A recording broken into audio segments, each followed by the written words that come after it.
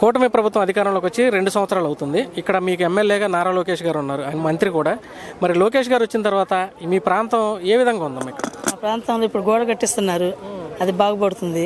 పట్టాలు ఇచ్చారు, first time విడత ఇచ్చారు, ఇప్పుడు రెండో విడత ఇచ్చారు.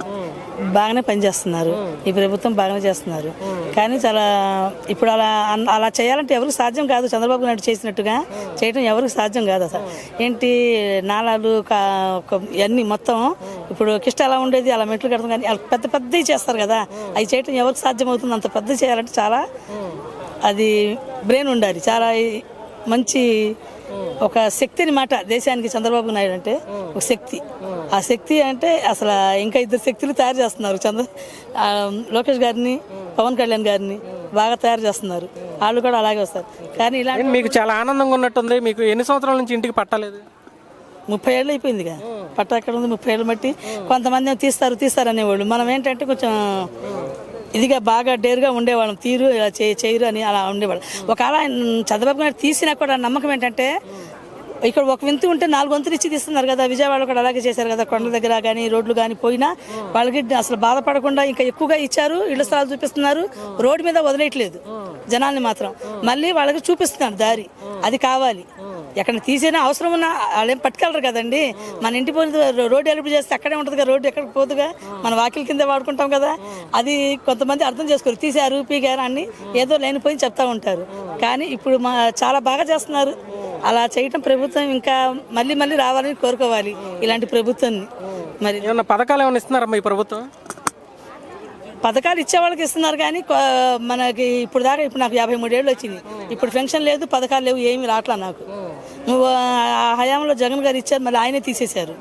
అసలు మళ్ళీ నేను పెట్టుకోలేదు. ఇప్పుడు మరి చెప్పినా కూడా ఒక 1000 గజాలకి ఇస్తున్నారు కదా, 1000 గజాలు 1000 అడుగులకే ఇస్తున్నారు కదా పెన్షన్.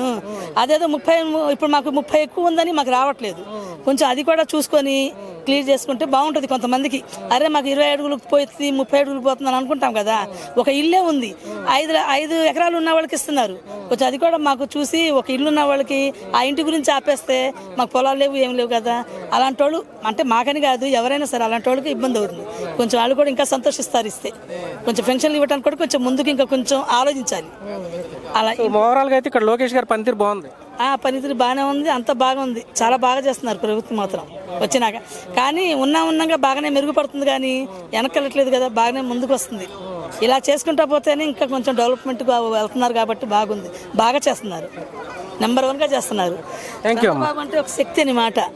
ఈ ఆంధ్రప్రదేశ్కి మొత్తానికి, అసలు దేశానికి మొత్తానికి ఒక శక్తి లాగా కనిపిస్తున్నారు. బాగా చేస్తున్నారు, పెద్ద పెద్ద పనులు చేస్తున్నారు. చిన్న చిట్టి కాదు, పెన్షన్తోనే అమ్మఒడితోనే కాకుండా అన్నీ చేస్తున్నారు. అవి చేస్తున్నారు, ఇవి చేస్తున్నారు. ఏంటి మరి మీకు ఇచ్చిన పట్టాకి డబ్బులు తీసుకున్నారంటే 1 లక్ష రూపాయలు?